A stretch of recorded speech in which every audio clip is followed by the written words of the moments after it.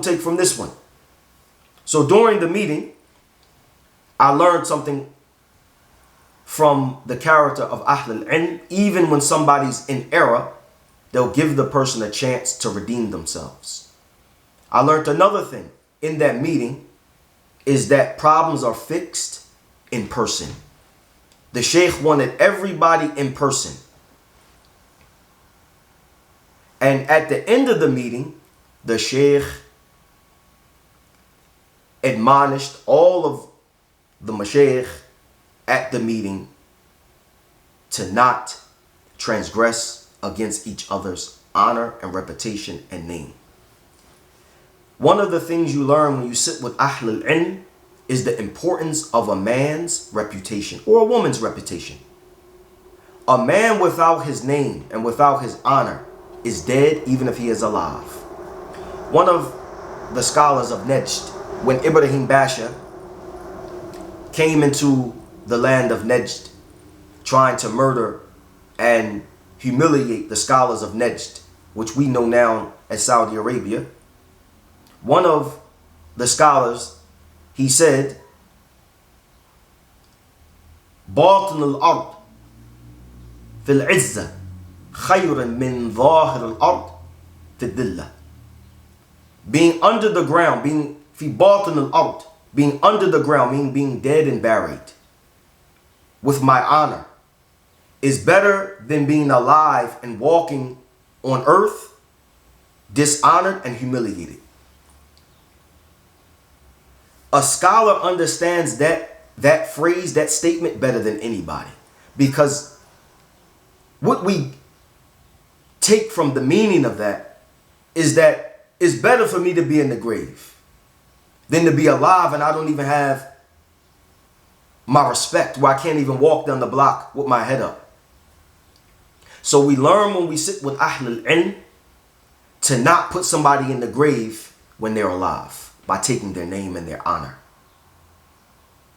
The honor system of Al-Islam is contrary to the honor system in the streets. The streets honor system is you get raised by who you can take down. You get raised by who you can beat and who you can destroy and defeat. Whereas in Islam, you get raised by who you can save and pull up out of the gutter. You get raised by who you can give a book on minhaj and say, brother, you're making some error. Sheikh Saleh Suhaimi wrote a tremendous book.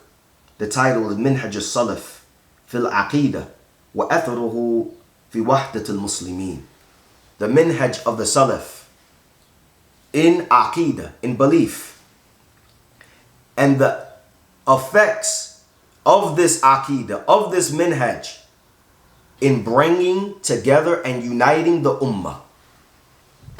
You get raised in this deen when you take 2 parties or 20 parties and unite them. This is one of the unique qualities of King Abdul Aziz, rahimahullah. King Abdul Aziz, the father of King Fahd, the father of King Abdullah, the father of King Faisal, rahimahumullah. He was known to bring together tribes that had disputes, long years of bloodshed, and take them from this to this. You only learn that from being around Ahlul Ilm. The king made a statement. He said, I will call to unity, even if people think I'm a coward. And this shows that people think when someone is easygoing, trying to keep the peace, he's a coward. This man took over the Rashid Khalifa or the Rashid regime. They were very powerful. You can't be a coward and you take over a whole regime. You can't be a coward and you go to war to take back a country. That takes a lot of courage. And he was frontlining that war. But people that are true warriors, they're humble in front of Allah. And the humility in front of Allah causes people to refrain from things that they know Allah doesn't or things that they know Allah is not pleased with. So I learned from being around Ahl al-Ilm, unity. Unity. So inshallah ta'ala, we're going to start the series this weekend along with many other endeavors. We have many announcements, some of the books that I've translated. As not everybody, but many people know that I have moved. So I was unpacking my books, putting my library back in order, taking things out of archives and, chronicalizing and putting things back in order, making sure my papers are systematically put in order, making sure all of my books are put in order. So now, inshallah ta'ala, I will be able to deliver my classes with ease and things won't be discombobulated. So we have a lot of announcements by the permission of Allah subhanahu wa ta'ala.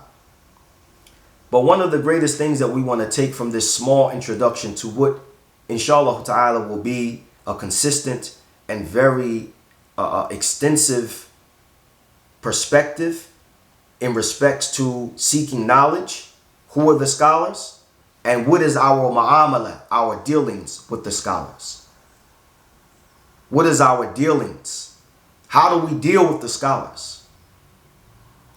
And this perspective is so imperative for people like us.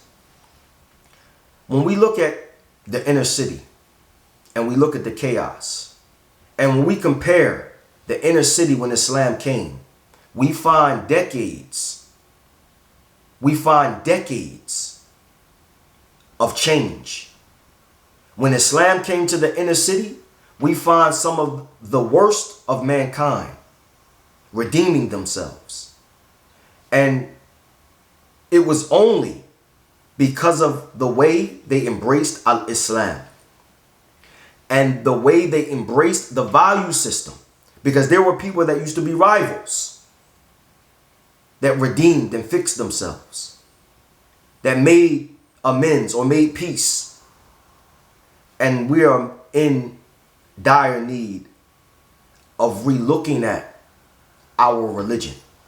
Because one of the things about, or one of the qualities of mankind is that they become ungrateful when something becomes normal.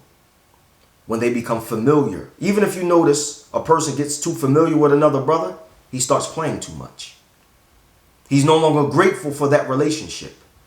And then Allah removes the person if that person has integrity.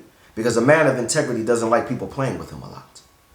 A man of integrity is very serious about life. A person eats every day.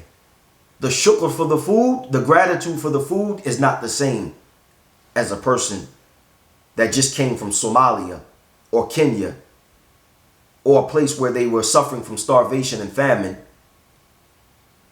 The gratitude for food is not the same as somebody that's eating at McDonald's and drinking at Starbucks. The gratitude for Islam can become weak when you don't know what you're being given every day. So inshallah ta'ala, this is a small introduction, and we will be putting out flyers, and we will be putting out, by the permission of Allah, our new class schedule. We're settled in now, and we ask all of the students and all of those who view to make dua for us. هذا والله صلى على نبينا محمد